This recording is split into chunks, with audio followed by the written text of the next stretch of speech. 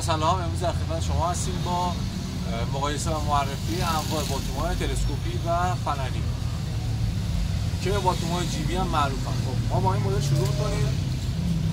مدل سه تیکه ساده است که شروع باتوم‌های تلسکوپی ما با این محصوله. به این شکل سایزش حدوداً 45 سانته و دسته فلزی داره و کار تمیزیه.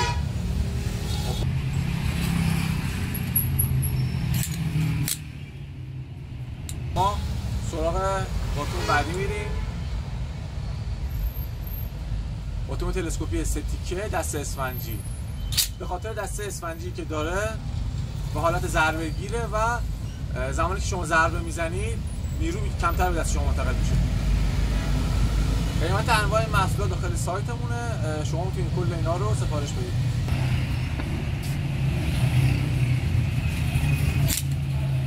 میرم سراغ باتوم بعدی. خب برسیم به این کار.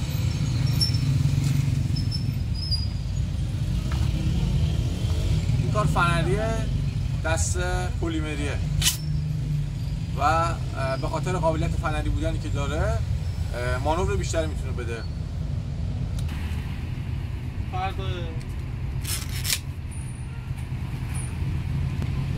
یه مدل فنری دیگه هم هست که با کیفیت تره.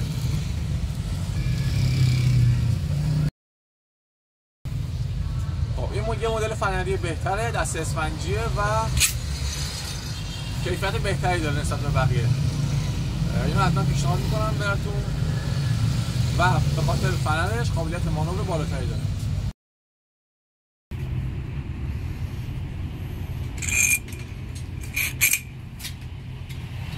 میریم سراغ بعدی. میرسیم به باتوم 4 تیکه. باتوم 4 تیکه داریم اینجا که طول 65 سانتیه و به خاطر طول بلندش قابلیت دفاع شخصی و تو فاصله بیشتری به شما میده.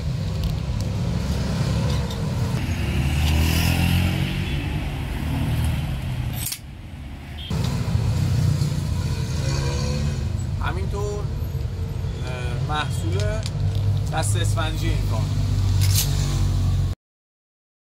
طول 65 سانتی داره و دست اسفنجی. کار خیلی تمیزیه و مناسب دفاع شخصی.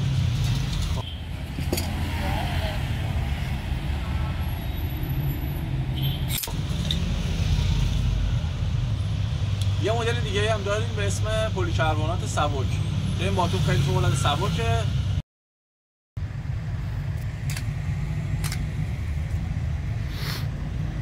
این باتوم تلسکوپی پلیکربنات ما هست.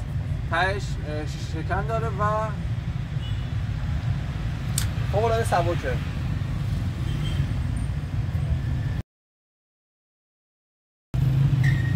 کار تمیز و کم وزنه.